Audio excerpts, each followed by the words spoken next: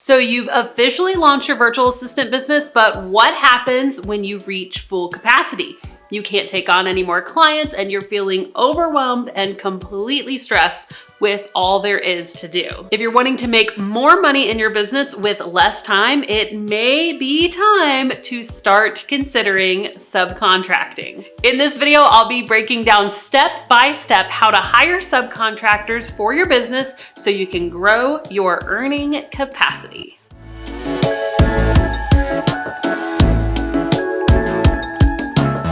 If you haven't met me yet, my name is Abby Ashley and I'm the founder of The Virtual Savvy. I help virtual assistants launch, grow, and scale their businesses so they can have more freedom to live their lives. We have over 60,000 virtual assistants in our online community and I'd love for you to join us. Here on this channel, I am talking all the time about how to grow your business, so go ahead and subscribe and click the link to be notified every time I go live with a new video. When you're starting out in your business, you are juggling all the things. You're the CEO, you're the customer service rep, you're the graphic designer, you are doing everything. More. All right, I can do more, do more. Yes, more.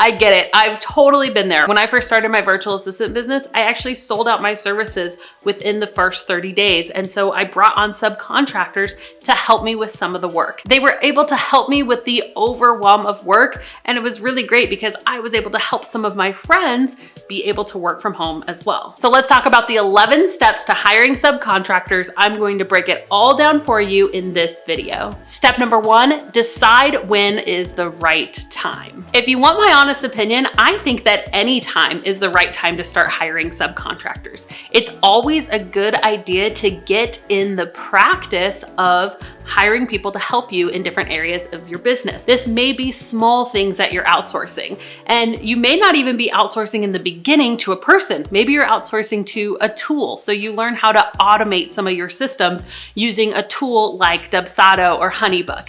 And then once you get used to having processes and systems in place, then you can start to bring on help. Another good way to know if you're ready to bring on an actual person to be a subcontractor is to know, are my rates high enough for this? So that's one thing to consider and something we'll talk about a little bit more in this video. Step number 2, break down what your subcontractor will be doing for you.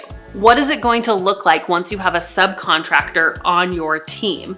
What types of things are you going to be handing off? An amazing thing that you can do is to do a time study for yourself. Where is most of your time being spent and what would some of the simplest things be to hand off to somebody else? This is a great way to see how that subcontractor is going to fit into your existing business and can also give you some ideas for how you could use a subcontractor to potentially grow your business. Step number 3 is to look at your own role. How are you going to fit into the picture once you have the subcontractor in it? Are you going to spend more time marketing? Are you going to expand your services? Are you just going to relax a little bit and spend less time working, which is totally okay? How are you going to fit into the picture once the subcontractor has come in and started taking things off of your plate? Next, you should know the qualities that you should really be looking for in a subcontractor. When you're hiring a subcontractor, you are now the client. So you need to switch your brain into client mode and think, what would I want from somebody who's working for me? In my opinion, you want somebody who's going to be really, really good at communicating, somebody who's prompt, and somebody who shares the same values as you. Even if you're a solopreneur, it's just you and your business, you already have a company culture. So I recommend finding somebody who fits in with that culture, right? You want somebody who has maybe the same morals or ethics as you, and even if they don't have the full list of skills you're looking for, if there's somebody that learns easily, then you can train them on those things. So look for somebody who really has the same cultural fit as your business, and that is one of the best keys that you can have for finding a good subcontractor. Step number 5, know where to look. There are tons of places where you can look for a subcontractor. One being our VA Savvies community. You can always post a job opportunity inside of the group. We'll link to that group below. I also want you to consider looking at people that you already know. Are there any college students who are looking for some side work? Maybe your own daughter or son do some work if they're maybe in their teenage or college years. Maybe your mom and you know other moms who maybe don't want to start their own business but would love the opportunity to do some side work from home. This is actually how I started my own subcontracting team. Is I hired other moms, people who were my friends or acquaintances, and they were able to work from home and have that same freedom and flexibility that I had. Okay, let me know in the comments below, do you feel ready to hire a subcontractor? I wanna know from a scale to 1 to 10. I think this will be interesting, so let me know below, and let's see if these next tips can help you out a little more getting closer to a 10. Step number 6, know how your billing process is going to work. Just like you have a system for billing your clients, your subcontractors should have a system for billing you as well. Maybe they're not a business owner already, so you can recommend a system to them if they don't have a system. We recommend Wave Apps. It's super easy to invoice people and to pay those bills as a client, and so that system works really well whenever you're looking at how do I actually pay my subcontractor. Step number 7, you have to know how much you're actually going to pay them. Your subcontractor is an independent contractor, which means they actually have the right to set their own rate. However, you as a small business owner now have the right to determine your budget. So you need to go ahead and have an idea of what you're wanting to pay somebody before you start deciding on who you're going to hire as a subcontractor. My recommendation is that you have your rate be high enough that you could pay your subcontractor about 30% of what you're making. That means that if you're making $30 an hour, you would pay your subcontractor about 10, maybe 12. If you're charging $60 an hour for your copywriting services,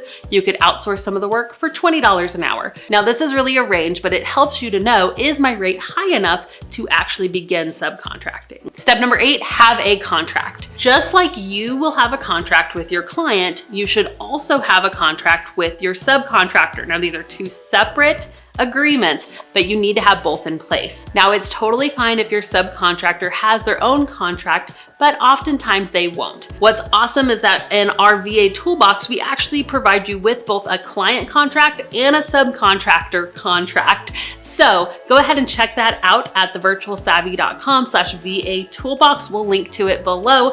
And if you don't already have a contract, which you need to have, make sure you take a look at that and have them in place for both your client and your subcontractor. Step number 9, know how you'll communicate. What is it actually going to look like to work with your subcontractor? How are you going to hand tasks off to them? Will you have a project management tool like Trello or ClickUp? How are you going to manage projects, and how are you going to communicate on a day-to-day basis? You need to set this up from the very beginning so it's super clear how tasks and projects are going to be completed. Step number 10, if you have all this in place, yay, it is time to hire your subcontractor. I'm so excited for you.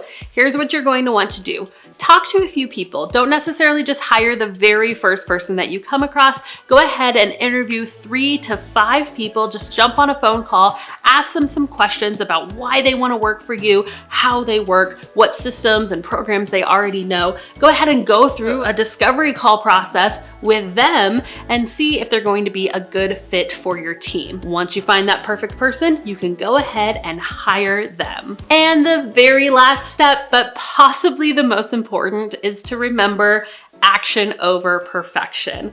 You may not be the best at hiring somebody your very first try, but don't let that discourage you. Just like anything else, you get better as you go along. So you may not feel like you're a good manager, but you'll get better the more practice you get. So go ahead, step out, start hiring subcontractors, even if it's just for small, one-time tasks, because the more you do it, the better you will be at it and the more potential you have to grow your business. All right, I hope that these tips were helpful to you. Remember, we do have that contracts package below if that's something you're interested in. And hey, I actually have a super exclusive training that I want to invite you to. If you're at this stage in your business where you're ready to scale, you're ready to hire people, we actually have a free training coming up called Simplicity to Scale. Doesn't that sound nice? Let's scale in a simple way. You do have to apply for this training. We want to make sure that you are really ready to scale your business. Just go to thevirtualsavvy.com/apply and we'll see if you are ready to take the next steps for your business. Another one. More. All right, I can do more. Do more. Yes, more. More. More.